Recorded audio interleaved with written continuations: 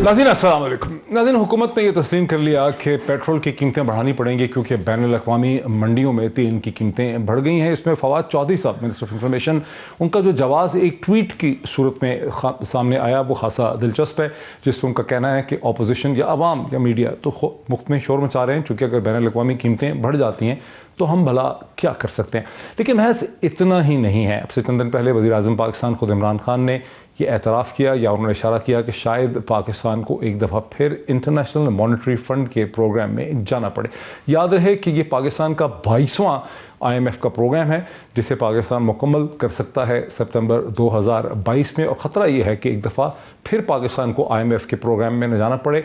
हालांकि ये जो 22वां IMF का प्रोग्राम है इससे आवाम और पाकिस्तान के लोगों की मुश्किलात में बेहद इजाफा हुआ। हमने वो तमाम चीज़ें पूरी की जिसमें हमने डॉलर को फ्री फ्लोटिंग भी रखा। वज़ीर-ए-आज़म ने इशारा किस ज़ुबान में किया वो सुन लेते हैं। कोई मुल्क में दौलत वेल्थ क्रिएशन हो ही नहीं सकती जब वो एक्सपोर्ट्स के ऊपर जोर ना दे। ये जो एशियन टाइगर्स बने थे सारे एक्सपोर्ट इंडस्ट्री पे बने थे। हमारी अब पूरी गवर्नमेंट की कोशिश है कि हर किस्म की मदद की जाए एक्सपोर्टर की, जिसकी वजह से अभी भी एक्सपोर्ट्स बढ़ी है। ये तो अब कॉमन सेंस है कि हम अगर एक्सपोर्ट्स नहीं बढ़ाएंगे तो हम सारा वक्त अब फिर जाके फंस जाएंगे IMF के साथ। जैसे इकॉनमी बढ़नी शुरू होगी, जिस तरह हुआ, प्रेशर पड़ना शुरू हो जाएगा करंट अकाउंट के ऊपर, और वो उसकी वजह से रुपए पे प्रेशर पड़ जाएगा और हमारी इकॉनमी फिर जाना पड़ेगा IMF के पास। यानी नाज़रीन, अगर आप गौर से सुने तो वज़ीर-ए-आज़म इमरान खान साहब ये कह रहे हैं कि अगर ये सूरत हाल ऐसी ही रही, अगर हमारी एक्सपोर्ट्स में इजाफा ना हुआ तो फिर हम IMF के पास हमें जाना पड़ेगा और हम फंस जाएंगे। जो और इंडिपेंडेंट माहिर इक़्तिसादियात हैं उनको ख़तरा है कि एक तरह से हुकूमत ने तस्लीम कर ही लिया है, उन्होंने फ़ैसला कर ही लिया है कि सितंबर 2022 के बाद एक बार फिर IMF के एक 23वें 23rd प्रोग्राम में जाना पड़ेगा। ये बहुत इंपॉर्टेंट नुक्ता है, यहाँ से मैं आगाज़ करूँगा। मेरे पास आरिफ हमीद भट्टी साहब भी होंगे, पाकिस्तान के प्रोमिनेंट कॉलमिस्ट हैं। स्टूडियो मेरे साथ तशरीफ़ रखते हैं जमशेद इकबाल चीमा साहब, तहरीक इंसाफ के लीडर भी हैं, एग्रोनॉमिस्ट हैं, एग्रीकल्चर इकनॉमिक्स के माहिर हैं। आमिर ज़ियाद साहब पाकिस्तान के प्रोमिनेंट जर्नलिस्ट भी मेरे साथ होंगे। लेकिन सबसे पहले मैं बात करना चाहूँगा मुज़म्मल असलम साहब से, जो फाइनेंस मिनिस्ट्री के स्पोक्स पर्सन हैं। मुज़म्मल असलम साहब, अस्सलाम वालेकुम।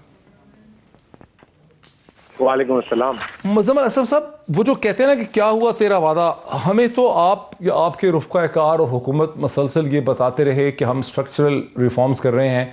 हमने इसहाक डार के $20 बिलियन के करंट अकाउंट डेफिसिट को $5-6 बिलियन में कन्वर्ट कर दिया है। हमने एक्सपोर्ट्स में अनप्रेसिडेंटेड इजाफा कर लिया है, हमने इंपोर्ट्स में कमी कर ली है और बहुत सी और चीज़ें, लेकिन और डॉलर को फ्री फ्लोट कर दिया है जैसा कि रिक्वायरमेंट थी। ये हम क्या सुन रहे हैं कि पाकिस्तान को एक दफ़ा फिर IMF के प्रोग्राम में जाना पड़ेगा? देखिए मोहित साहब, थैंक यू वेरी मच। सबसे पहले तो मैं आपको एक बात बता दूं कि जो आज हमारी सूरत हाल है उसकी बेसिस पे तो इंशाल्लाह ताला हमें 2023 में जिसकी भी हुकूमत तो हमारी इंशाल्लाह होगी, उसको पहले दिन IMF पे नहीं जाना होगा। और ये जो है मैं कई दफ़ा बोल चुका हूँ और ये मेरा अपना असेसमेंट है। उसकी एक सिंपल सी वजह है। देखें, जब 2018 में हमने जब हमारी हुकूमत जब गवर्नमेंट तो हमारी एक्सपोर्ट्स और रेमिटेंसेस मिला के थी $42 बिलियन। इस साल हम जो है तकरीबन हमारी एक्सपोर्ट्स और रेमिटेंसेस मिलाकर हो जाएंगी $62 अरब, यानी $20 अरब का फर्क। वो कैसे पाकिस्तान नहीं, वो कैसे? एक्सपोर्ट्स आपकी थी $31 बिलियन, रेमिटेंसेस आपकी हैं कितनी, 20-22 बिलियन? नहीं, पिछले साल 29.7 हुई है, इस साल हम $32 अरब रेमिटेंसेस। जी। और एक्सपोर्ट्स कितनी हो जाएंगी? इस साल पाकिस्तान की तारीख में पहली दफा $30 अरब क्रॉस करेंगे। अच्छा, ठीक है जी। और $24 अरब पे हमने ली थी, इस साल 30 होंगी और अगले साल जब हमारी हुकूमत का आखिरी साल होगा तो वो इंशाल्लाह 37-38 अरब होंगी। मुज़म्मल असलम साहब, आपके किसी दोस्त ने एक आपका फेक, इसे कहते हैं ट्विटर अकाउंट बनाया हुआ है आपके नाम से। आपके दोस्त होंगे ना सर, वो मैंने देखा, पढ़ा लिखा आदमी है, वो आपकी हर बात की ना पैरोडी कर रहा होता है वहां पे, और उसका खुलासा ये है कि आप एक पॉजिटिव पिक्चर दिखाते हैं। जो चीज आप कह रहे हैं मुज़म्मल असलम, अगर ये सही है तो क्यों वजीर आजम कह रहे हैं कि अगर ये सूरत हाल ऐसी रही तो हमें फिर जाना पड़ेगा IMF के प्रोग्राम की तरफ? देखिए, वजीर आजम ने बड़ी एक उसमें खूबसूरत सी बात की है कि बरामदात अगर ना हो जिस मुल्क की, उसको जो है IMF के पास जाना पड़ता है। बरामदात की मैंने आपके सामने सूरत हाल रखी है, और वो बरामदात की सूरत हाल जिस तरीके से हमारी चल रही है माशाल्लाह से, आप देखेंगे कि 2023 में یہ حکومت کا تو یہ آخری پروگرام ہے اور 2023 میں بھی جو بھی حکومت ہوگی اس کو پروگرام نہیں لینا ہوگا. اچھا یہ تو خیر آپ نے بڑی اس حوالے سے پازیٹیو بات کر دی ہے. تو یہ جو تیل کی قیمتیں آپ بڑھا رہے ہیں، چلے مان لیا کہ انٹرنیشنل مارکیٹس میں بڑھیں گی، اس پہ بس آخری مجھے یہ بتا دیں کیا ہم ایکسپیکٹ کرتے ہیں کہ یہ بڑھتی رہیں گی اسی طرح سے، اس میں کمی کا بھی کوئی ہمیں اندیشہ نظر آتا ہے؟ اور اگر کمی ہوئی تو کیا آپ ہمیں ریلیف دیں گے؟ دیکھیں آپ ریلیف کی بات کر رہے ہیں، 840 ارب روپے کا صرف اس سال پیٹرول کی قیمتوں میں حکومت نے ریلیف کیا ہے، 70 ارب روپے مہینے کے حساب سے. اور آپ کو پتہ ہے پورے پاک فوج کا جو ہے بجٹ جو ہے 1300 ارب ہے، یعنی کہ پیٹرول کی مد میں صرف سیلز ٹیکس اور پیٹرولیم لیوی اس سال حکومت نے 840 ارب کا چھوڑا ہے. اگر یہ ہم پاس آن کر دیتے تو آج آپ 201 روپے کا پیٹرول خرید رہے ہوتے، 159 کا نہیں خرید رہے ہوتے. اور پاکستان کی تاریخ میں کسی وزیر اعظم نے اس کے 1/3 بھی، 1/3 بھی جو ہے بڑا ریلیف نہیں دیا ایک سال میں جتنا عمران خان نے اس سال دے رہے ہیں. ٹھیک. تو پہلی بات تو یہ ہے، کبھی آپ نے زندگی میں سنا ہے کہ 17% اپنا سیلز ٹیکس کوئی چھوڑ دے وزیر اعظم؟ یہ مسلسل 7 مہینوں سے ہو رہا ہے کہ اب ہم تو یہاں پہ آگے پچھلے 3 مہینے سے ہمارا سیلز ٹیکس 0 ہے. اس کے بعد اب ہم کیا کر سکتے ہیں؟ ٹیکس بھی چھوڑ دیا، اب ہم پیٹرول کو جو ہے کسی سے چوری کر کے تو نہیں لا سکتے نا، کوئی ڈاکہ تو نہیں مار سکتے. آپ ہمیں صومالین بنا دیں، وہ جو جہاز چوری کرتے ہیں، یا تو یہ ہو جائے تو پھر ایک الگ بات ہے. لیکن یہ اپریشیٹ کرنے والی بات ہے. اور یہ جو آپ کو جو کہتے ہیں اس طرح کی باتیں کہ جی یہ حکومت نے پیٹرول بڑھا دیا، ان سے حل پوچھ لیں اور وہ حل دے دیں، ہم وہ امپلیمنٹ کر دیتے ہیں. اچھا ایک صرف منسٹری آف فائنانس کے ریپرزنٹیٹیو اور اسپوکس مین کی حیثیت سے یہ بتا دیں کہ اب تک جب آپ کی حکومت آئی تھی تو $95 بلین کی ایکسٹرنل بوروئنگ تھی، ہمارا باہر کا قرضہ تھا. اس وقت وہ فگر کہاں ہے؟ بیکاز ہر جگہ ہمیں متضاد فگر ملتے ہیں. کوئی کہتا ہے 10-12 ارب لیے ہیں، کوئی کہتا ہے 30 ارب قرضہ لیا ہے. اس وقت کتنا آپ نے قرضہ لیا ہے پچھلے 3.5 سال میں، اور اس وقت کتنا ہے ایکسٹرنل قرضہ؟ دیکھیں میں آپ کو بڑی سمپل سی کیلکولیشن بتا دیتا ہوں. یہ سال کا ہٹا کر اس سال کو الگ کرتا ہوں. ہم نے جو پہلے 3 سال میں جو نیٹ قرضہ لیا ہے، یعنی کہ قرضے اتارنے کے بعد مزید قرضہ جو اس ملک پہ چڑھا ہے، وہ $3.25 ارب سالانہ کے حساب سے چڑھا ہے. اس میں آئل پرائسز بھی اوپر تھی، اس میں کرونا بھی تھا، اس میں انڈیا نے جو ہے پلوامہ بھی کیا، اب کموڈٹی سپر اسپائک کی. مسلم لیگ نون کے جو 5 سال تھے، انہوں نے قرضہ اتارنے کے بعد ہر سال $4.5 ارب کی رفتار سے قرضہ لیا. تو یہ ہے دونوں میں فرق. اچھا جو اخباروں سے ہم نے اعداد و شمار اکٹھے کیے نا مزمل صاحب، اس میں ایسا لگتا ہے کہ بیرونی قرضوں میں 41 ماہ میں 41% اضافہ ہوا، اور اس وقت بیرونی قرضہ جات 2022 میں $130 بلین ہیں. آپ اس فگر کو ڈسپیوٹ کرتے ہیں؟ نہیں دیکھیں بات سنیں، دیر آر 2 تھنگس. ابھی آپ نے کہا $95 ارب، پھر آپ نے 130 کیا. اگر 95 سے 130 بھی کریں تو $30 ارب ہوتا ہے، اور 30% ہوتا ہے، تقریباً 30-32%. تو دیکھیں پہلی بات میں نے آپ کو ایک سمپل سی کیلکولیشن بتا دی ہے. اور جو آپ $95 ارب کا قرضہ بتا رہے ہیں وہ ڈیٹ اینڈ، اب یہ جو 130 ہے یہ ڈیٹ اینڈ لائبلٹیز ہیں. لائبلٹیز جو ہوتی ہیں، اگر کسی ایک دوسرے ادارے نے جو ہے قرضہ لیا ہے لیکن حکومت نے صرف گارنٹی دی ہے تو وہ لائبلٹیز ہوتی ہیں، وہ قرضہ نہیں ہے کل کو. کیونکہ اگر وہ ڈیفالٹ ہو جائے تو یہ ذرا سا پاکستان کا جو بیرونی قرضہ ہے نا وہ $100 ارب سے نیچے ہے، نمبر 1. نمبر 2، پاکستان کا جو مجموعی جو debt to G D P ہے وہ اس سال 71% ہو گیا ہے. اور کل ہی آپ نے دیکھا ہوگا اس حکومت نے ایک قانون پاس کیا ہے کہ اگلے 5 سالوں میں اس کو 60% سے نیچے لے کر آنا ہے. تو یہ ویل کی بات ہے اور یہ جو ہے آگے اب بڑھنے والی بات ہے. یہ ہم کی کوئی مذاق. چلیں بہت شکریہ مزمل اسلم صاحب، آپ نے ایک اچھی پازیٹیو پکچر جو ہے پیش کی ہے، اسی کو لے کر میں آگے چلتا ہوں. ناظرین بہت شکریہ. مزمل اسلم صاحب منسٹری آف فائنانس کے اسپوکس پرسن ہمارے ساتھ تھے، اس وقت پاکستان سے باہر ہیں. مجھے جوائن کر رہے ہیں اسٹوڈیوز میں جمشید اقبال چیمہ صاحب، تحریک انصاف کے لیڈر بھی ہیں، ایگرونومسٹ ہیں. وہیں سے ہم آغاز کرتے ہیں. عامر ریاض صاحب سن رہے ہیں، عارف حمید بھٹی صاحب سن رہے ہیں. جمشید اقبال چیمہ صاحب کیا آپ ان فگرز کو ویریفائی کرتے ہیں؟ مجھے تھوڑا سا شک ہے کہ مزمل اسلم صاحب نے ایک اوور پازیٹیو پکچر ہمیں دے دی ہے. یہ اخبارات سے جب ہم دیکھتے ہیں تو $130 بلین کا وہ کہہ رہے ہیں یہ ڈیٹ ہے، یہ لائبلٹی الگ ہے، اور اس حساب سے ہم نے $35 بلین کا قرضہ ایڈ کر دیا. آپ کیا کہیں گے؟ دیکھیں پہلی بات تو یہ کہ 2 باتیں آپ انڈرسٹینڈ کریں ذرا. ایک یہ کہ آپ نے 2 کام کیے قرضے سے، کہ ایک آپ نے جو قرضہ آپ کا بڑا ہے اس میں سے تقریباً یو کین سے کہ کوئی $11 ارب آپ کے پاس ریزرو میں پڑا ہے. سو وہ آپ کے پاس سیو ہے، آپ کی کٹی میں پڑا ہوا ہے. سو $11 ارب وہ نکالیں تو 127 کی فگر آتی ہے. 127 میں 11 نکالیں تو آپ کا 116 بنے گا. सो 97 पहले था तो 117, ये 20 अरब टोटल बनता है, 20 अरब डॉलर। सो इसकी जो स्पीड है लेने की या बढ़ने की वो पहले से कम है। और दूसरी बात, हमेशा जो कर्ज़ है, कर्ज़ इंपॉर्टेंट नहीं होता, ये होता है date to GDP ratio. Date to GDP ratio ये है कि अगर 65% से क्रॉस कर जाए तो मुल्क की जो जैसे कहते हैं डेट ट्रैप में चला जाता है, वो मुश्किल हो जाता है, स्टैगफ्लेशन में चला जाता है। सो हमारा चला गया था 87% तक, 87% चला गया था 87% से, फिर 77 आया, फिर अभी जो रीबेसिंग हुई तो उसके बाद ये आया 71%। सो हम वापस 65 की तरफ जा रहे हैं, जो आपका कानून है, ये जो इंटरनेशनल स्टैंडर्ड है उसकी तरफ जा रहे हैं। सो मैं समझता हूँ कि ये जो पिक्चर मुजम्मल पेश कर रहे हैं उसमें बड़ी इंपॉर्टेंट बात यह है कि आपकी जो आपका एक्सपोर्ट बढ़ी है, और एक्सपोर्ट की आगे आपका सरप्लस बढ़ रहा है, मतलब एक्सपोर्ट कैपेसिटी बढ़ रही है। मसलन जैसे इस साल आपकी 21 अरब डॉलर की आपकी टेक्सटाइल एक्सपोर्ट हो रही है, अगले साल 26 हो रही है। इस साल जो मशीनरी आई है, 3 मेजर मशीनरीज आई हैं, एक टेक्सटाइल की आई है, दूसरी कंस्ट्रक्शन आई है, तीसरी आपकी माइनिंग आई है। अभी तीनों चीज़ें इकानमी को बड़ा बिग वे में 10 अरब डॉलर की है। अगले साल जो आपकी टेक्सटाइल की प्रोडक्शन कैपेसिटी बढ़ेगी वो 10 अरब डॉलर बढ़ती है।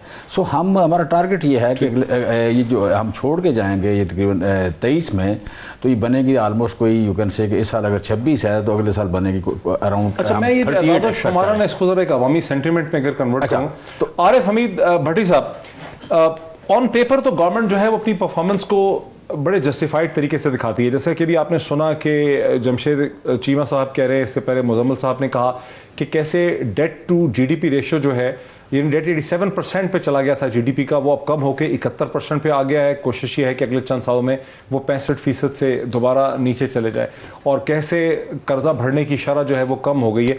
तो ऑन पेपर हुकूमत की जो परफॉर्मेंस है इन क्राइटेरिया को मद्देनजर रखते वो बहुत बेहतर नज़र आती है, लेकिन क्या इसे हुकूमत एक पब्लिक सेंटिमेंट में ट्रांसफॉर्म कर सकेगी? मई में पंजाब में लोकल बॉडीज इलेक्शन करवाने हैं, क्या आप समझते हैं? बिस्मिल्लाहिर्रहमानिर्रहीम। डॉक्टर साहब, ये जो एडवाइज़र साहब थे, मुझे नहीं पता ये पाकिस्तान के थे या कहाँ के थे, लेकिन मुझे नवाबजादा नसरुल्लाह खां साहब याद आ गए। वो कहते थे सुनता जा शर्माता जा। इस लफ्ज़ों के, इस अदादो शुमार के गोरख धंधों में मैं नहीं जाऊँगा, मेरे पास भी डिटेल पड़ी है। एक तो उन्होंने ये हुक्म किया कि हमने 2023 में IMF के पास नहीं जाएंगे, ये रिकॉर्ड रख ले। ये उससे ज़्यादा मिन्नतें तरले करके सख्त शराइत से जाएंगे, ये रिकॉर्ड का हिस्सा है ना प्रोग्राम। तो ये तो कोई अब लोग नहीं छुप सकते। अब सियाको सबाक से हटके वाली ये जो चालें चलते थे ना, वो नहीं चलती। अब मेरी सिर्फ सबमिशन है, एक वज़ीर आज़म हैं हमारे मुल्क के, मुझे इतना पता, उन्होंने फरमाया था बिजली, पेट्रोल और गैस की कीमत महंगी हो जाए तो समझे आपका PM करप्ट है। मैं, ये मेरे लफ्ज़ नहीं है, खुदा ना खास्ता मैं IMF के पास नहीं जाऊंगा, क्या करूंगा? आप उनके दादो शुमार छोड़ दे, कर्जे हमेशा हुकूमतों को मिलते हैं। जितनी 3 हुकूमतों ने नहीं लिए, इन्होंने एक ले लिया, उसमें सारा PTI का कसूर नहीं है। माजी में जो लिए थे, अब जो इमरान खान के बाद आएंगे वो इमरान खान के लिए हुए भी कर्जे उतारेंगे। आप सिर्फ इतना देख लें, जब ये आए थे पेट्रोल की कीमत क्या थी, बिजली की कीमत क्या थी, गंदुम की कीमत क्या थी, चावल की क्या थी, घी की क्या थी। अब लोग मोटरसाइकिल पर नहीं जा सकते। मोटरसाइकिल पर जो 1200-1300 रुपये लगता था उसका 35 रुपये लगता है। आप सिर्फ एक रहनुमाई करें, अपने कैमरामैन, अपने गार्ड, अपने दफ्तर के इर्द गिर्द बाहर जाते हुए ड्राइवर समेत सबसे पूछे, बेटा क्या घर की गुजर बसर हो रही है? दूसरी बात, इनको भी छोड़ दे, मुझे एक बता दे, जो वुज़रा है आला ब्यूरोक्रेसी है, वुज़रा आला ब्यूरोक्रेसी, इनकी रिहायशें और दफातर के बिल में एक पैनी भी कम हुई हो माजी की निस्बत, एक पैनी भी। मैंने बिल निकलवाए हैं कुछ पार्लियामेंट लॉजिस के, और मैं कार पकड़ के बैठ गया पिछले 3 साल से पहले 4 गुना ज़्यादा। और भाई एक प्रिंसिपल सेक्रेटरी को भला कितना पेट्रोल मिलता है? 3000 लीटर। वो क्या चाटता है, पीता है, क्या करता है? वो खुदा का वास्ता है, वो इन चीज़ों को तो कम करो। 3000 लीटर के लिए हम पता है वर्ल्ड बैंक IMF गए हो, उससे सख्त शरायत आई है, लेकिन एक तो आप देर से गए, हम तो जिम्मेदार नहीं है। पहले आप कहते थे नहीं जाना, फिर कहता है जाना है, फिर कहता सख्त शरायत है, फिर सख्त शरायत है। 12 रुपये पेट्रोल बढ़ाकर आप कह रहे हैं कि हुकूमत ने एहसान की है। यार आप एक वक्त की रोटी छीन रही हो, खुदारा अपनी गलती मानो, ये महंगाई है, अपोजिशन आपके खिलाफ कुछ नहीं कर सकती। اس مہنگائی کے طوفان سے ڈاکٹر معین پیرزادہ صاحب یاد رکھ لیں، جو لیڈر لیس قوم نکلے گا نا احتجاج کے لیے، انہیں لگ پتا جائے گا. ہم نے بھی جرنلزم 30 سال کی ہے، ہر دور میں مہنگائی ہوتی ہے، کرپشن بھی ہوتی ہے. ذرا روکیں میں پرائم منسٹر صاحب ذرا روکیں، مجھے پتہ نہیں بریک سے پہلے کتنے منٹ ہیں. ہاں میں عامر جہاں صاحب کیا آپ کے بھی یہی سینٹیمنٹس ہیں؟ میں جاوید اقبال چیمہ صاحب سے، جمشید اقبال چیمہ صاحب سے جواب بھی لینا چاہ رہا تھا، لیکن کوئکلی جو بھٹی صاحب نے کہا ہے، آپ بھی اسی طرح سے دیکھ رہے ہیں صورتحال کو؟ دیکھیں میرا سوال ایک اور ہے. میرا سوال یہ کہ حکومت کی کیا مجبوریاں ہوں گی، کتنا دباؤ ہوگا کہ اس کو اتنے غیر مقبول فیصلے کرنے پڑ رہے ہیں. اس سے اندازہ یہ ہوتا ہے کہ ہماری معیشت کی حالت دیگر گوں ہے. بہت سارے جو ایکسٹرنل شاکس ہیں وہ beyond the capacity of this government ہیں، اور اس کی وجہ سے دیکھیں ایک تو بالکل جو عارف حمید بھٹی صاحب سینئر ہیں، انہوں نے بالکل صحیح عوام کی ترجمانی کی، جذبات کی. یقیناً جو ایک عام آدمی بہت پریشان ہے، ہم بھی ان میں شامل ہیں. لیکن ظاہر ہے کہ بطور صحافی ہم ذرا سا آبجیکٹو بھی چیزوں کو دیکھتے ہیں، اور ہم یہ دیکھتے ہیں کہ ہمیں جب ہم مسئلہ بتا رہے ہوتے تو ہمیں وائے جو ایک ہوتا ہے نا صحافت کا وائے بتانا ہوتا ہے کہ کیوں ایسا ہوا. تو ہمیں یہ بھی سمجھانے کی بات ہوتی ہے کہ صرف اشتعال پیدا کرنا یا رپورٹ کرنا ہمارا کام نہیں ہوتا، یہ بھی بتانا.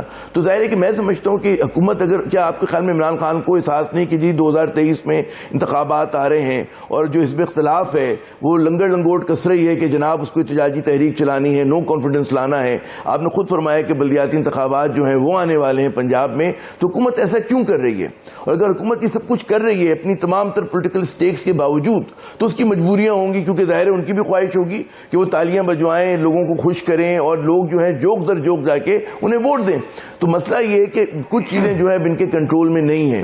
اور ہمارے ساتھ اگر آپ نواز شریف صاحب کے دور میں آپ یاد کریں کہ اس زمانے میں بھی IMF پروگرام کے تحت تھے، اور ہم لوگ جو ہے IMF کی بہت ساری شرائط پہ عمل درآمد نہیں کر پاتے تھے، لیکن کیونکہ اس وقت جیو پالیٹکس کچھ اور تھی تو IMF سے ہمیں ویور مل جایا کرتا تھا.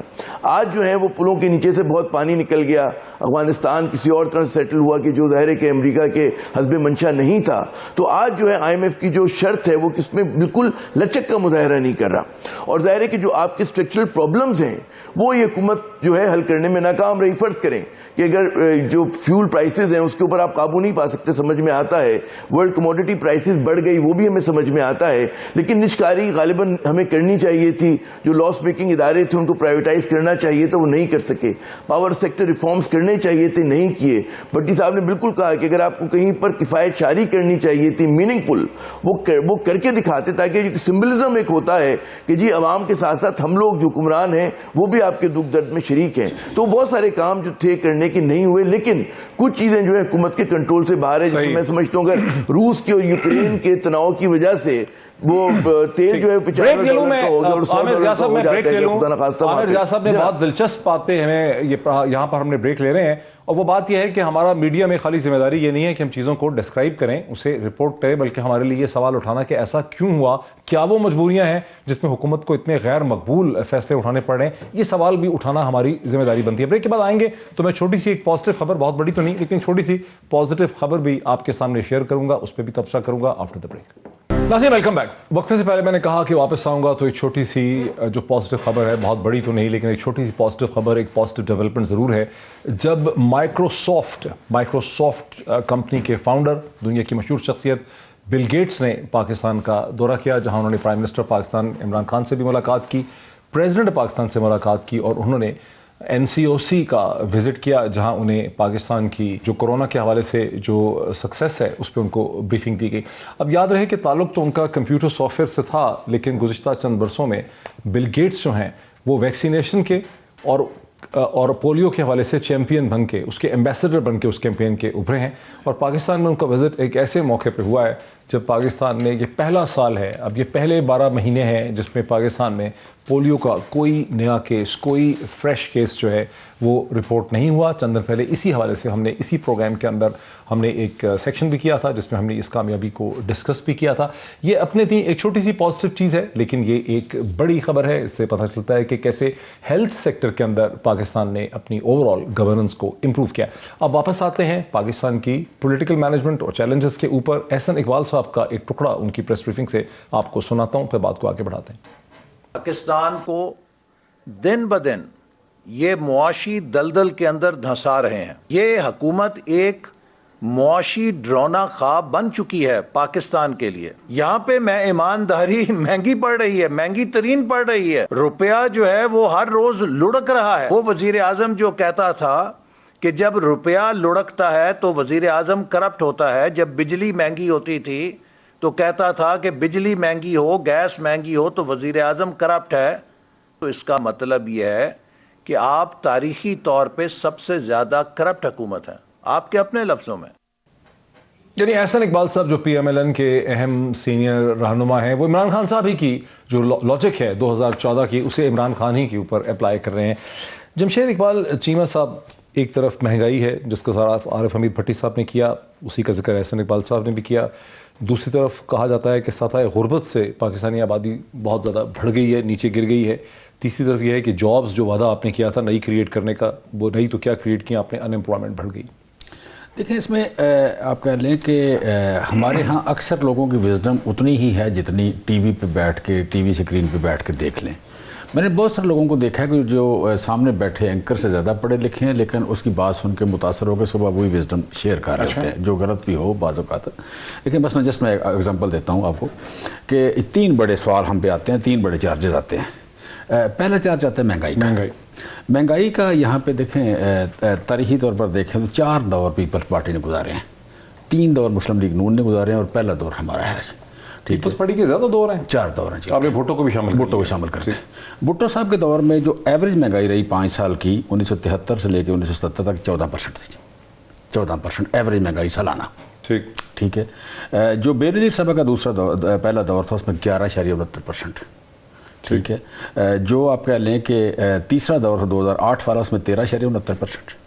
اور جو 1988 والا دور تھا وہ تھا 8.34%. اور نواز شریف صاحب, اچھا یہ ہو گئی. آپ کہہ لیں کہ 3 سال ایسے تھے ریڈ میں جو 10 سے اوپر ہے, 11 13 14. دوسری بات, نواز شریف صاحب کا ایک دور میں ہے 10%, ایک دور میں 7.25%, اور جو لاسٹ دور تھا اس میں تھے 5.05%. نہیں, ایک دور میں تھی کتنی, 7%. نہیں, ایک میں 10 اور دوسرے میں 7.25. اچھا. اور تیسرے میں 5.05. تو آپ کی کتنی اس وقت چل رہی ہے؟ اچھا, ہماری اس وقت چل رہی ہے 8.52% 3 سال کی بنیاد پہ. ٹھیک ہے. کہنے کا مطلب یہ ہے نواز شریف صاحب کی تو بہتر پرفارمنس ہے. پھر نہیں, ابھی یہ فیصلہ ہونا برابر باقی ہے, کیونکہ ہماری ان کی جو ایوریج ہے وہ یہی بنے گی, تینوں ادوار کی ایوریج یہی بنے گی. ٹھیک ہے. ان کی 3 ادوار کی ایوریج 8% بنے گی. ٹھیک ہے. اچھا, سو ہماری اور ان کی کمپیریبل کہہ سکتے ہیں آپ مہنگائی کے حوالے سے. اور پیپلز پارٹی کا بدترین دور رہا, 3 دور ان کے بدترین رہے مہنگائی کے حوالے سے, تقریباً 14 اور 12%. عارف حمید بھٹی صاحب سے ایک منٹ, وہ سویپنگ سٹیٹمنٹ اور بات ہے, مجھے بات کر رہے ہیں. دوسری پہلی بات یہ ہے کہ مہنگائی کے حوالے سے جب آپ کا پینڈیمک کے باوجود جب سب سے اچھا پرفارم کیا گیا جن ملکوں نے, اس میں ہم ہیں. اچھا, ایک بات. دوسری بات آگئی پاورٹی کی, غربت کی لکیر. غربت کی لکیر کے 4 اسٹینڈرڈ, ویسے 4 پیرامیٹر ہے. ایک ہے ہائی انکم ملکوں میں, دوسرا ہے میڈیم, اور تیسرا ہے لو انکم, اور چوتھا ہے ایکسٹریم غربت. ہائی انکم ہے کہ $5.5 پر ڈے سے انکم زیادہ کس کی ہے. پاکستان میں پہلے تھی 78% لوگ ہیں جن کی $5.5 پر ڈے سے کم انکم تھی, 78% لوگ تھے. اب 77 ہے وہ. ٹھیک ہے, ہم نے امپروو کیا وہاں پہ. جو $3.2 والے تھے 38% تھے, اب 37% سے کم ہو گئے جی.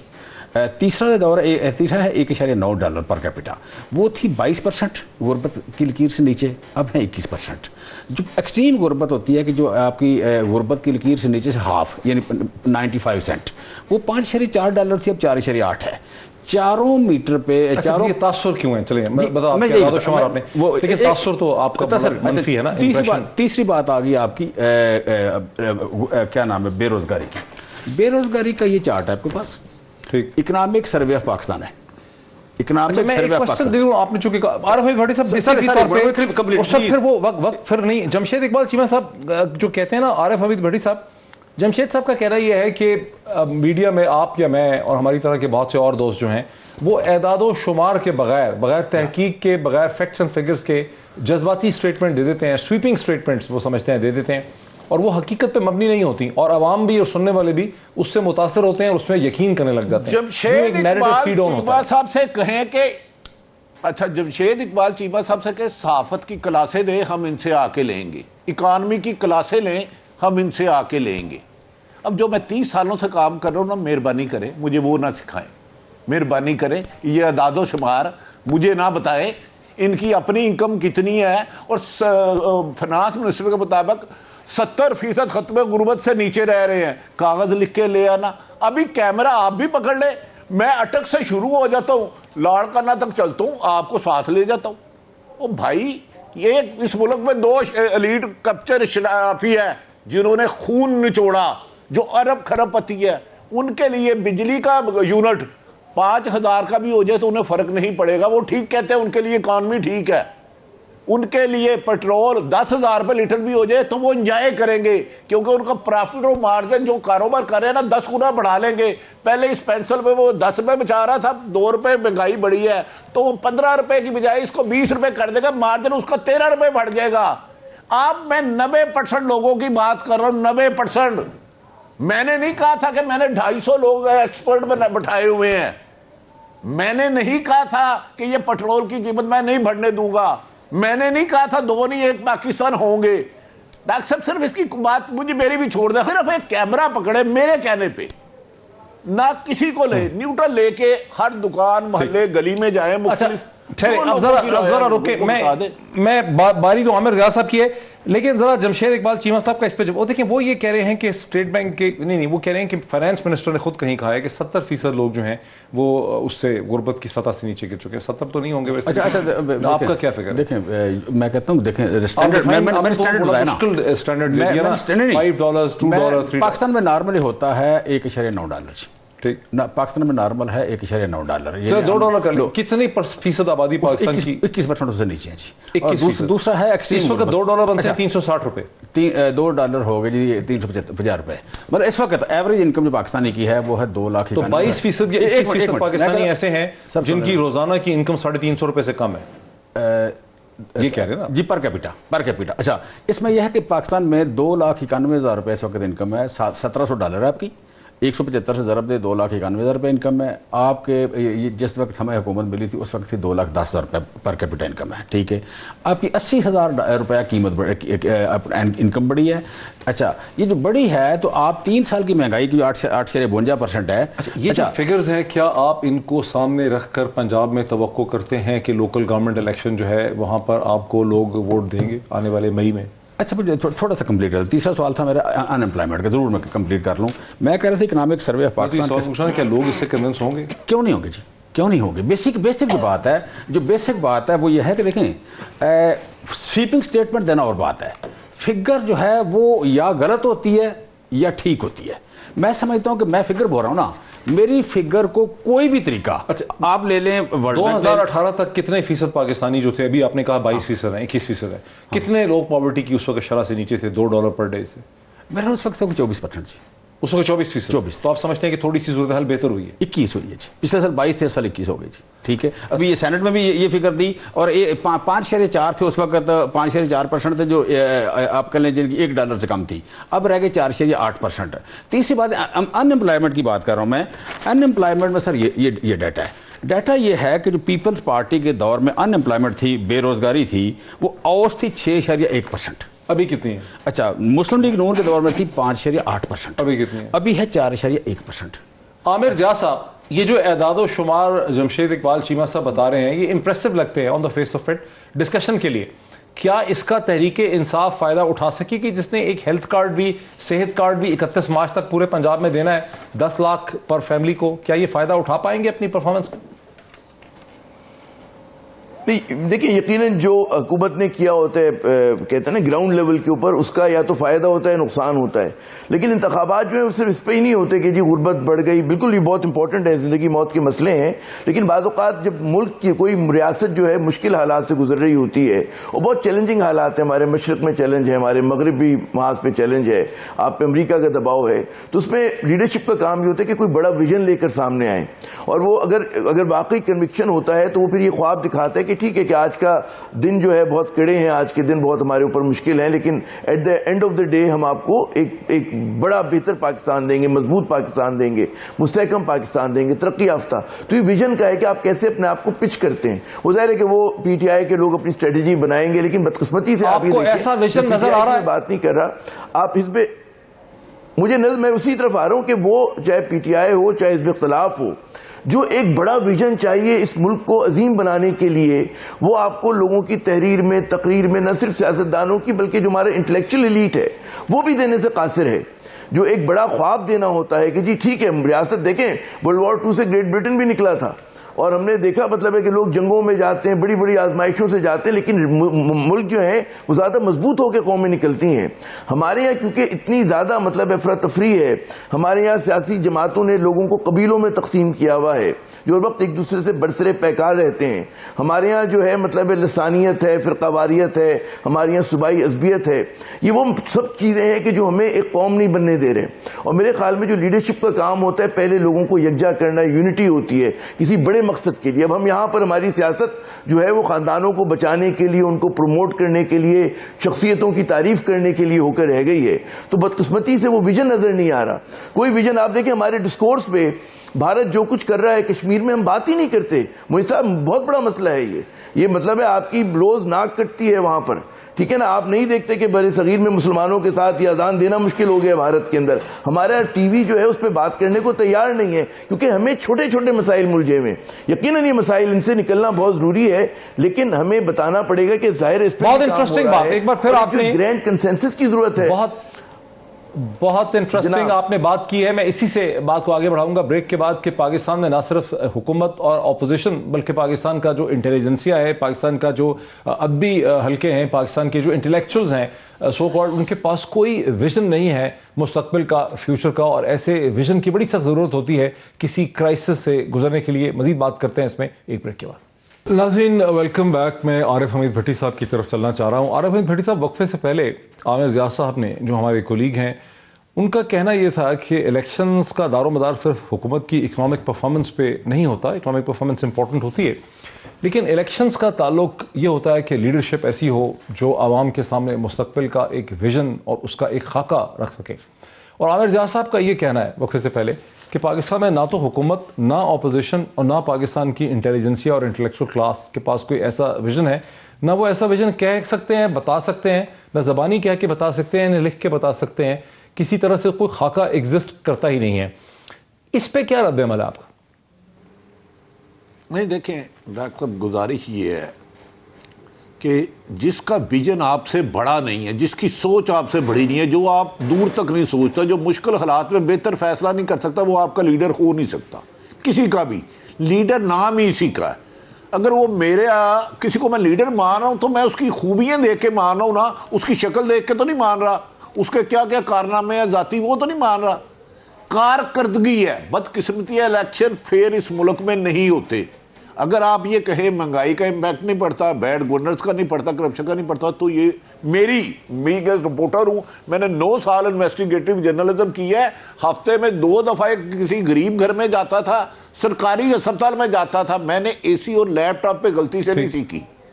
آپ ڈاکٹر صاحب مجھے بتا دیں، موہت پیرزادہ صاحب مجھے بتا دیں 30 سے 40 ہزار% ٹوٹل پاپولیشن کا کتنا حصہ ہے آبادی کا؟ مجھے میری ذرا ایک رہنمائی کر دے. میں لفظوں کے گورکھ اندھے میں نے نکال لیا تھا، پھر اس میں 3 پروگرام کرنے پڑنے تھے. پاکستان کی 30-35 ہزار سے کم جن کی ہے، اس کی پاپولیشن کتنی ہوگی آپ کے خیال میں موہت پیرزادہ صاحب کے؟ تقریباً 65 سے 70% آبادی ہوگی. 65% 65% جن کی آبادی 70% سے زیادہ ہے. 70% سے زیادہ ہے جو اعداد و شمار میرے پاس ہیں. اس کے 4 بچے ہیں، ایک ماں باپ بوڑھا ہے، بیمار ہے، کرائے کا گھر ہے، وہ بچوں کو سکول پڑھانا چاہتا ہے، 3 وقت کا رزق حلال کھانا کھلانا چاہتا ہے. وہ کام پہ جاتا ہے تو کم سے کم لاہور میں ایک سٹاف سے دوسرے سٹاف کا 40 روپے کرایہ ہے. آنے جانے کا اس کا ایک دن کا 80 روپے لگ گیا. وہ 3 آپ صحیح کہہ رہے ہیں بالکل. مزدور آدمی عام بھٹی صاحب نہیں تو وہ کیسے گزارا کرے گا؟ آپ کہتے ہیں یہ میٹر ہے. بھٹی صاحب آپ بالکل صحیح کہہ رہے ہیں. پرسنل قوم کا جو بھٹی صاحب آپ صحیح فرما رہے ہیں، لیکن عامر ضیاء صاحب کا ڈائریکشن یہ نہیں ہے. وہ یہ کہہ رہے ہیں کہ بدقسمتی سے نہ حکومت، نہ اپوزیشن، نہ اس ملک کی کوئی ایسی انٹلیکچوئل کلاس ہے جس کے پاس مستقبل کا کوئی ویژن اور خاکہ ہو. پھر انہوں نے اگزامپل برطانیہ کی دی سیکنڈ ورلڈ وار کی. میں اس میں صرف ایک جملہ ایڈ کر دیتا ہوں. ہر رات جرمن ایئر فورس وہاں بامبنگ کرتی تھی کئی مہینوں تک، لیکن ونسٹن چرچل نے ان کو اس کے آگے کے مستقبل کا ویژن دیا اور وہ کھڑے رہے. عامر ضیاء یہ کہہ رہے ہیں پاکستان میں ویژن نام کی کوئی چیز ہے ہی نہیں. حکومت، اپوزیشن، انٹیلیجنس یا انٹلیکچوئل کلاس، کسی کے پاس ڈسکرپشن اور رپورٹنگ سے آگے کوئی چیز نہیں. وہ یہ کہہ رہے ہیں. میں اس کو خود سیکنڈ کر رہا ہوں نا کہ ہمارے حکمران حکومت میں آنے کے لیے بلند و بالے دعویٰ کر لیتے ہیں چاہے کوئی بھی ہو, گراؤنڈ ریالٹی سے آشنا نہیں ہوتے. بڑی بڑی باتیں تو دیواروں پہ بھی لکھی ہے, دیکھنا ہے کہ پریکٹیکلی اس کے ویژن کے ساتھ کسی بھی لیڈر نے اپنے ملک کو کرائسس سے نکالا. موہن پیرزادہ کو پروگرام اس لیے ملا, اس نے بیلنس کرنا ہے, اس کو بہتر کر کے چلانا ہے. اگر وہ پہلے سے تباہ کر دے گا تو موہن پیرزادہ صاحب اپنی ٹیم سے مطمئن نہیں ہوں گے, اس کو سائیڈ پہ کر دیں گے. میں یہی تو کہہ رہا ہوں, ان کی گفتگو پہ قول و فعل میں تضاد ہے. آپ 5% یقیناً پاپولیشن بہت خوش ہے, یا 3%. میں آپ لاہور تشریف لائیں گے نا, ایک میں آپ کو گلبرگ ڈیفینس لے جاؤں گا جہاں ایک گھر میں 5-10 گاڑیاں ہیں, اور دوسرا یوحان آباد, دھوبی گھاٹ, ساندہ, اسلام آباد میں بھی سر ایسا ہی ہے. اگر 90% گھروں میں 3 وقت کی روٹی ڈاکٹر موہن پیرزادہ دے دے تو میں ادھر صدا کا مستحق ہوں. اچھا اب رک جائیں میرے ساتھ, رک جائیں. جمشید اقبال چیمہ صاحب کی جو بڑی ایک سخت چھپتی ہوئی بات عامر ضیاء صاحب نے کر دی ہے کہ حکومت کے پاس بھی ویژن نہیں ہے, اپوزیشن پہ, اس سے مجھے خاصا اتفاق ہے کہ عامر ضیاء صاحب جو کہہ رہے ہیں کہ اس ملک کی پولیٹیکل کلاس کے پاس اور اس ملک کی انٹیلیجنسیا کے پاس, اکیڈیمیا کے پاس ویژن نام کی کوئی چیز نہیں ہے مستقبل کی. آگے کیا کرنا ہے, 10 سال آگے کیا کرنا ہے؟ لیکن میں اسے آپ کہہ لیں کہ مطلب پارشلی اتفاق سے کر رہا ہوں کہ کمیونیکیشن میں بھرل کمی ہے. ویژن ہے, مثلا جسٹ میں اگزامپل دیتا ہوں آپ کو کہ یہ جو نا اس ملک میں بہت سارے ایسے کام تھے جو ہونے چاہیے تھے, بڑے امپارٹنٹ ہیں, لیکن نہیں ہوئے تھے. ہماری گورنمنٹ میں ہوئے ہیں. مثلا اب جب بھی اکانومی کی ٹریل پڑھیں گے, اکانومی کی جب بھی آپ کمنٹری پڑھیں گے, تو اس میں 2 چیزیں ضرور ہوں گی کہ جن ملکوں میں پولوشن زیادہ ہے وہ غربت کی ایک وجہ پولوشن لکھی گئی, پھر جن ملکوں میں کنفلکٹ ہے وہ ایک وجہ ہے بیسیکلی غربت کی, پھر تیسری ہوگی ہیومن ریسورس ڈیولپمنٹ. ہمارے دور میں کیا ہوا, ہمارے دور میں گورننس کے پوائنٹ آف ویو سے دیکھیں تو کلائمیٹ چینج کی لیڈرشپ ہمیں ملی. کلائمیٹ چینج کی جس نے پولوشن کو کنٹرول کرنا تھا, یا گلوبل وارمنگ کی لیڈرشپ ہمیں ملی کہ ہم نے اس پہ کام کیا. پہلے میں آپ کبھی سے ہوا ہی نہیں تھا. مختلف سوال پوچھنا ہوں آپ کی فیلڈ سے ریلیٹڈ. آپ ہیں S A P M special assistant to prime minister of Pakistan food security. ابھی آبادی بتائی جاتی ہے 22 کروڑ ہے, ٹھیک ہے, اور چند برسوں میں یہ آبادی جو ہے وہ غالباً 2030 میں شاید یہ خاصی اوپر چلی جائے گی, 25, 26, 27, 28 کروڑ ہو جائے گی, پھر یہ شاید 35 کروڑ ہو جائے. آپ کی حکومت نے کوئی ڈاکومنٹ, کوئی کاغذ, کوئی دستاویز, کوئی رپورٹ لکھی ہے کہ 5 سال, 10 سال, 15 سال کا فوڈ سیکیورٹی کا کیا ویژن ہو؟ بڑا ہی اچھا آپ نے بتایا, سوال کیا ہے. بیسیکلی یہ ہے کہ اس وقت ہم کھا رہے ہیں 2100 کیلریز. کیا کہتے ہیں؟ 2100 کیلریز کھا رہے ہیں پر ڈے پر کیپیٹا. دنیا کھا رہی ہے, ملنی چاہیے 2600, دنیا ایوریج گلوبل 2900 ہے, 2900 ٹھیک ہے. اچھا ڈیولپ ورلڈ میں 3600-3700 ہے, ٹھیک ہے. اچھا وہاں زیادہ ہے, وہاں اس سے زیادہ ہے. اچھا اب 2900 کرنے کے لیے, اور دوسرا ہے کہ ہم کو $8 ارب کی امپورٹ کریں, اور تیسرا ہے جو آبادی بڑھ رہی ہے. اچھا اور ہماری آبادی بڑھ رہی ہے 48 لاکھ سالانہ, ٹھیک ہے. اور تیسرا یہ ہے کہ اگلے 5 سال میں جو آبادی بڑھے گی وہ آپ کی بڑھ جائے گی 18%. 18% آبادی, تو اگر 48 کر لے 50 تو 50 کا مطلب ہے کہ 10 سال میں 5 کروڑ لوگ اور آ جائیں گے کم از کم. جی ڈیفینیٹلی 70% ہماری, ہم اگر گرو کریں کیلریز میں, کیلری پروڈکشن میں, تو پھر ہم میچ کرتے ہیں گلوبل ایوریج کو اگلے 2028 یا 2030 تک. پاکستان کا جو فوڈ سیکورٹی کا آپ کا حل کیا ہے؟ ہم تو اس میں بڑا کام کیا. دیکھیں اس میں پہلا کام کیا ہے, میں جس طرح بات کر رہا تھا, کلائمیٹ چینج جو ہے اس کو کنٹریبیوٹ کر رہا ہے, ٹھیک ہے. دوسری بات ہے کہ پاکستان میں 1968 کے بعد واٹر کنزرویشن نہیں ہوئی تھی. 15 ملین آپ کہہ لیں 15 ملین ایکڑ فٹ پانی ٹوٹل سٹور ہوتا تھا, ہم 26 کرنے جا رہے ہیں, ٹھیک ہے. ڈیم 10 بن رہے ہیں. پھر یہ تھا کہ آپ کا انڈس واٹر سے باہر, انڈس بیسن سے باہر 27 ملین ایکڑ فٹ پانی جس کو کبھی چھیڑا ہی نہیں تھا, جو کوہ سلیمان اور پہاڑوں سے اتر کے نقصان کرتا تھا, اس میں ہم ڈیم بنا رہے ہیں. ہم صرف ڈیرہ اسماعیل خان میں 5 ڈیم بنا رہے ہیں. یہاں پہ تقریباً 13 لاکھ ایکڑ نئی زمین آباد ہو سکتی ہے. اب یہاں سے لے کے ڈیرہ اسماعیل خان سے لے کے آگے جیکب آباد تک دونوں طرف اس پہ, سو یہ جو 27 ملین ایکڑ فٹ پانی ہے اس کو ہم ہارویسٹ کر رہے ہیں. پھر یہ تھا کہ اچھا دوسرا ہم نے بات کر رہے تھے اس کے جو چینجز ہوئی ہیں, احساس ایک بہت بڑی آپ کا گورننس کے پوائنٹ آف ویو سے بڑا چینج ہوا. پھر ہیلتھ ریفارمز جو ہیں. عامر ضیاء صاحب, آپ نے یہ خطرناک سوال اٹھایا تھا, اس کے بعد جو ڈسکشن ہوئی اس پہ اپنا کامنٹ کر دیں تاکہ میں پروگرام کا اختتام کر سکوں. بات یہ یقیناً اقدامات ہو رہے ہیں، لیکن سب سے بڑا چیلنج خود فرما رہے ہیں کہ ہم لوگ ہر سال ایک نیوزی لینڈ کو اپنے اندر شامل کر رہے ہیں. 45 لاکھ 48 لاکھ لوگ، اگر آپ اس حساب سے پاپولیشن بڑھ رہی ہے تو ویژن میں پاپولیشن کنٹرول نظر نہیں آتا، ایگریکلچرل ریفارمز آپ کو نظر نہیں آتا، نجکاری نظر نہیں آتی، لاس میکنگ اداروں کو ٹھیک کرنا، وہ جو پاور سیکٹر کے ریفارمز ہیں آپ کو نظر نہیں آتے. آپ کو بین الاقوامی سطح پہ میں پھر کہوں گا کہ جو آپ کا بھارت کے ساتھ معاملات ہے، کشمیر کا معاملہ ہے، وہ آپ کو نظر نہیں آتا. تو آپ کو وہ جو ایک میں کہتا ہوں نا کہ آپ نے صرف چرچل کی بات کی، ترکی کرائسس میں تھا تو کمال اتاتürk تھے وہاں پر، چین میں بحران تھا، ماؤ زے تونگ پیدا ہوئے. تو لوگ انقلابی رہنما آتے ہیں جو لوگوں ممالک کو آگے لے کے جاتے ہیں. ہمارے یہاں وہ چیز نظر نہیں آ رہی، وہ کمٹمنٹ نظر نہیں آ رہا. ہماری اشرافیہ کیا یا تو دھندا اور ان کی انٹرسٹ امریکہ میں ہے یا برطانیہ میں ہے. تو بھائی وہ لوگ کیسے جو ہے اس ملک کو تبدیل کریں گے، کیسے وہ ہم کہتے ہیں نا کہ اس ملک کے حوالے سے ایک نیا ویژن دیں گے. ویژن جو ہے وہ ہوتا ہے براڈ اسٹروکس میں، کہ جناب آپ کہتے ہو کہ ہمارا ہے کہ جی ملک کو مستحکم کرنا ہے، یہاں پہ جناب ہمیں ترقی لے کر آنی ہے اور طاقتور بنانا ہے اس ملک کو. بڑی چوسی بات کرتی، وقت میرا ختم ہو گیا. کاش کہ میرے پاس اور وقت ہوتا. عامر ضیاء صاحب کا، عارف حمید بھٹی صاحب کا، جمشید اقبال چیمہ صاحب کا اور اسی طرح مزمل کا بہت شکریہ. مزمل صاحب کا یہ بحث آپ نے دیکھی، فیصلہ آپ کا ہے. آج اتنا ہی، پھر ملاقات ہوتی.